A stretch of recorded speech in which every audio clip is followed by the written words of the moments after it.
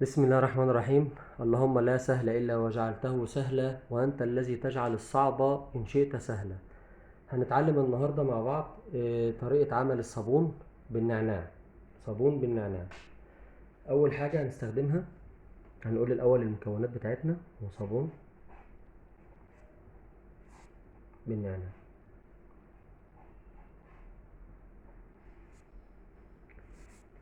أول حاجة هناخد الزيوت الأول مع بعض. هنقول 455 جرام زيت زيتون،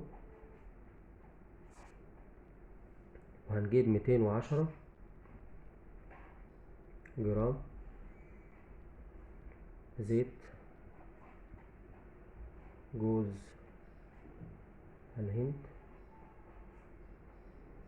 وهنجيب 35 جرام زيت خروع.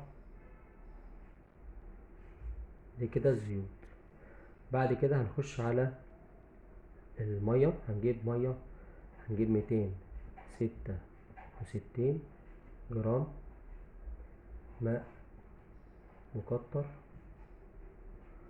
وهنجيب 104 جرام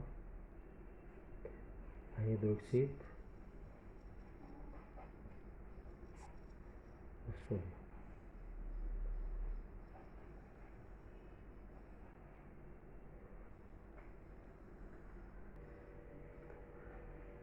طبعا احنا بعد ما جهزنا المية بالهيدروكسيد وجهزنا الزيوت، هنضيف عليهم بس في الاخر 20 جرام نعناع. دلوقتي احنا هنعمل بقى طريقة هنعملها دي الاول، على اساس ان احنا نخش بعد كده على التصنيع نفسه. اول حاجة هوزن المية بتاعتي. احنا قلنا 266 جرام.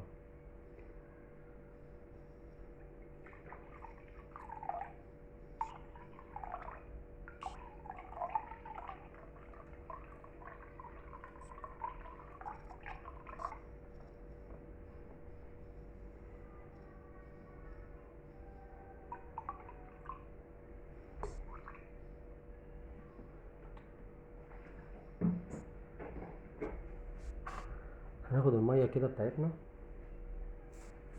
266 جرام دول، وارجع اصفر تاني كده، وهجيب نعناع.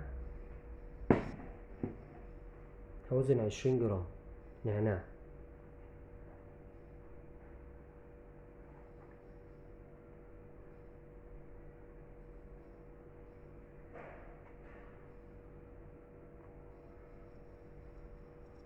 20 جرام. هاخد الاتنين كده، وبجيب الخلاط بتاعي واحط فيه المية بالنعناع.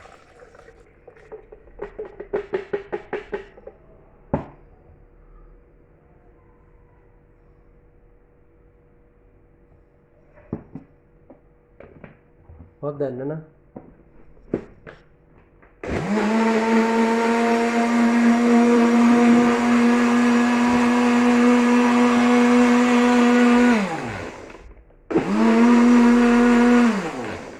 تمام. انا كده ضربته في الخلاط اهو، النعناع والمية مقطرة.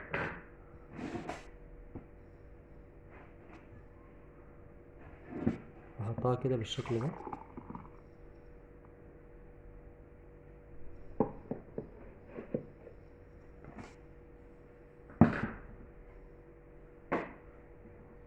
المية دي بتاعتي طبعا احنا عاملينها عشان نحط عليها الصودا. نحط عليها الصودا. فاحنا دلوقتي كل اللي هنعمله ان احنا نحطها في بتاعة التلاجة دي، اللي هي بتعمل قوالب التلج. هنحط فيها، بس لازم نعمل نصفيها واحنا بنحط. ثواني كده. هنبدأ كده نصب اهو.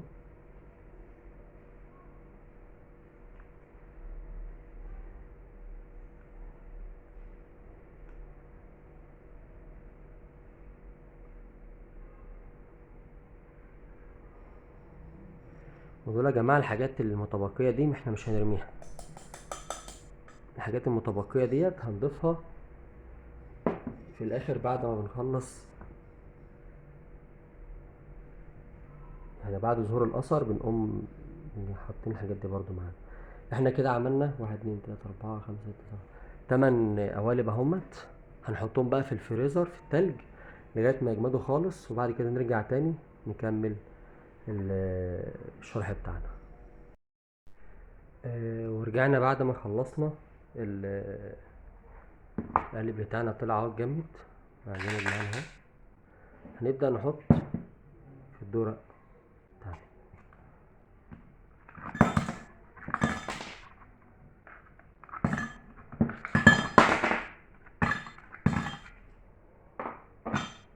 بالشكل ده،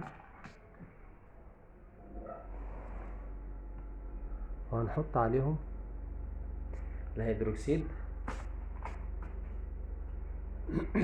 زي ما اتفقنا ان الهيدروكسيد هيبقى 104 جرام. هنصفر كده الميزان، نبدأ نحط 104 بتوعنا.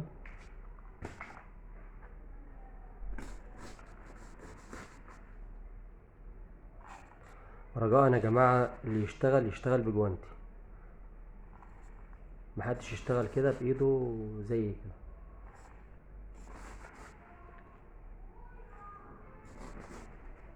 وكمامة نحط كده لغاية ما نعمل 104 بتوعنا.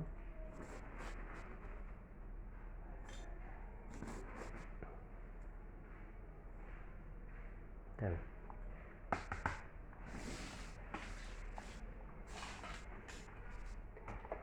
كده احنا خلصنا الجزء بتاعنا، هنسيبه بقى كده لغاية ما يرجع طبيعته تاني. هنجيب بعد كده بقى عشان نوزن الزيوت بتاعتنا. كل زيت هنعمله هنحطه في زي ما اتفقنا، يا اما بلاستيك الوعاء اللي هنشتغل عليه، يا اما بلاستيك يا اما ستانلس، منشتغلش بحاجة غير كده، يا ده يا ده بس.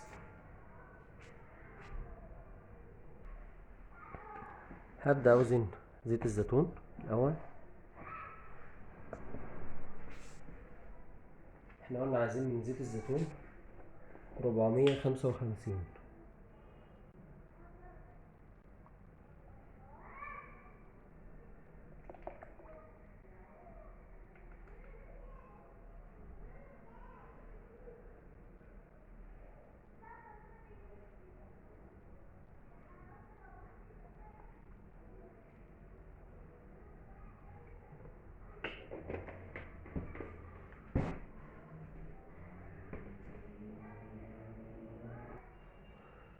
بعد كده هصفر الميزان تاني عشان احط زيت جوز الهند، عايزين 210.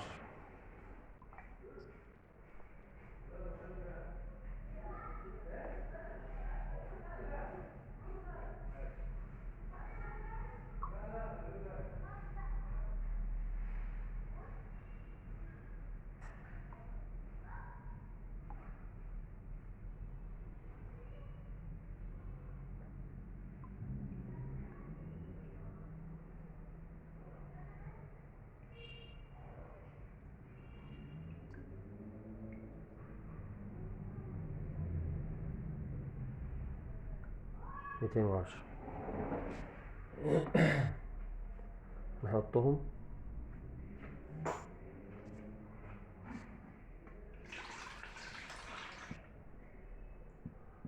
مع بعض هنا، ونرجع نوزن 35 جرام اللي هو الخروع. طبعا احنا اتفقنا ان الخروع اساسي في عملية الرغوة. هنوزن 35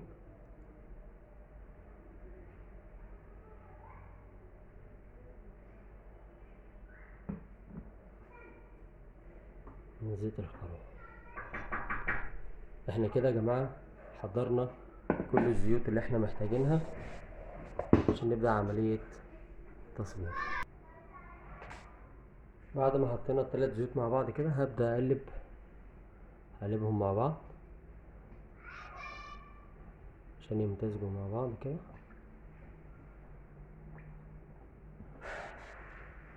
وارجع اشوف هنا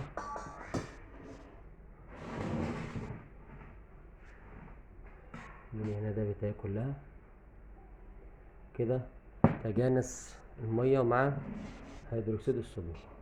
وانا في نفس الاتجاه كده اللي بقلب بيه هبدأ اضيف المية بالهيدروكسيد الصوديوم واحدة واحدة كده، وبقلب بالراحة في نفس الاتجاه بتاعه، اتجاه واحد.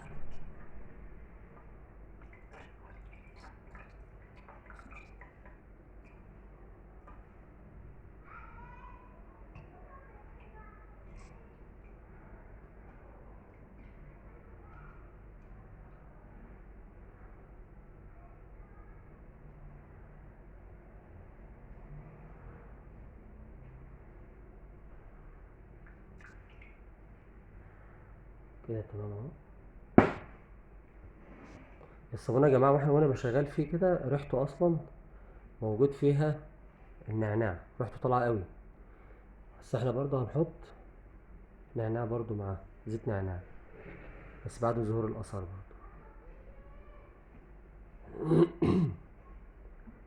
شايفين يا جماعة؟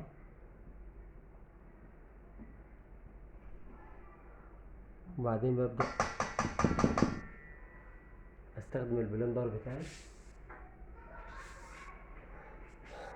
زي ما اتفقنا البلندر مهم جدا.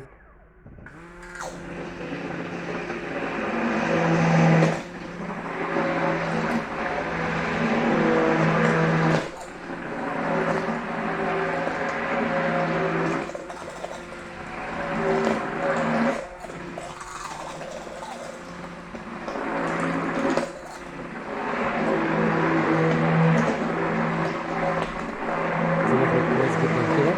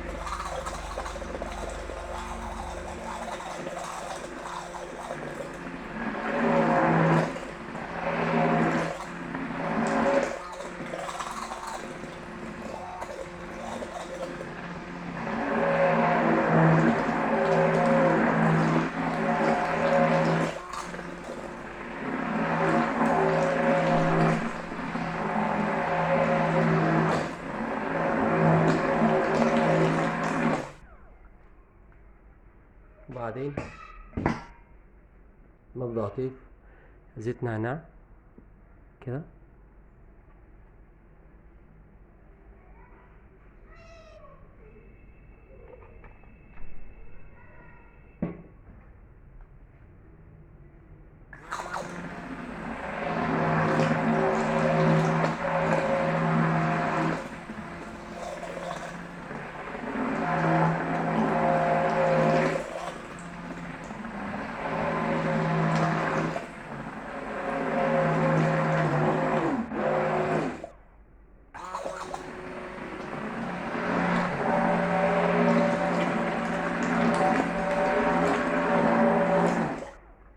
كده يا جماعة انا خلصت. هبدأ بقى ان انا اصبها في القوالب بتاعتها.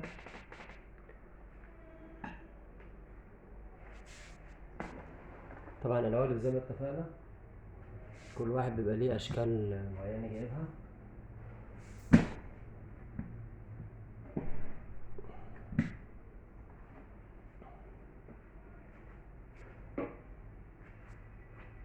ابدأ اصب كده.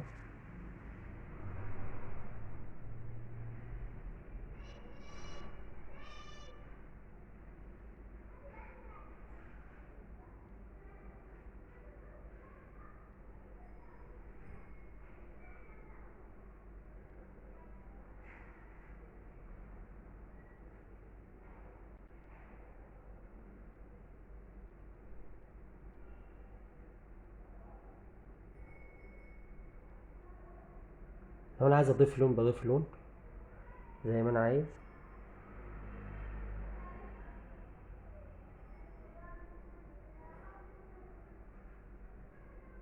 يفضل طبعا ان احنا نحط اللون قريب من الحاجة، يعني احنا مثلا لو بنعمل زي ما احنا شغالين كده الجرجير، نحط لون مثلا اخضر بحيث يبقى ماشي مع الليلة بتاعتها. حاطين مثلا حاجة يعني حسب اللون بنبدأ نشتغل عليه.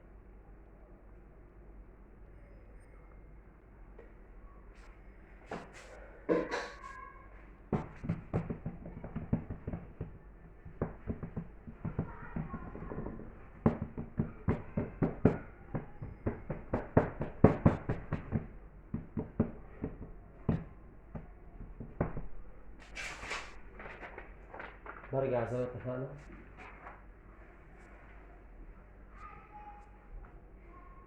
اغطيهم كويس كده بأي حاجة عندي بالشكل ده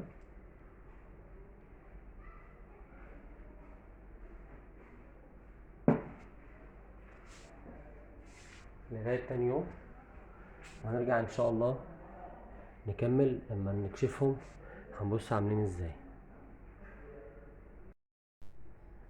احنا كده سيبنا الصابون لمدة يوم كامل، يعني تاني يوم كده هنفتح ونشوف الصابون بتاعنا. دول يا جماعة صابونتين عملتهم انا عشان يعني اديلهم لون، اللون الاخضر اللي هو ده زي ما اتفقنا. يعني يا ريت كل اعشاب يعني نحط من نفس درجة لونها لو هي ما بتتلونش. عند اهو لون الصابونة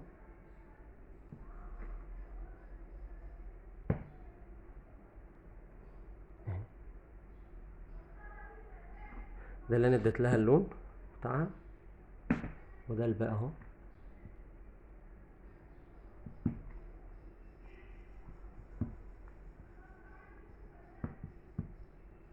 دول عملوا لي 14 صابونة، 14 صابونة الكمية اللي احنا قلنا عليها دي، وكتبنا المقادير بتاعتها، عملوا لي 14 صابونة. تمام، وكده قدرنا نخلص صابون النعناع بكل سهولة اهو.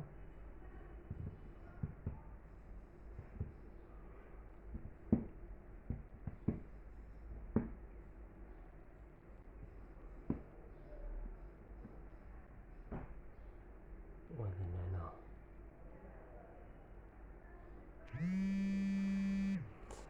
أرجو تكونوا استفدتوا النهاردة من الفيديو، والسلام عليكم ورحمة الله وبركاته.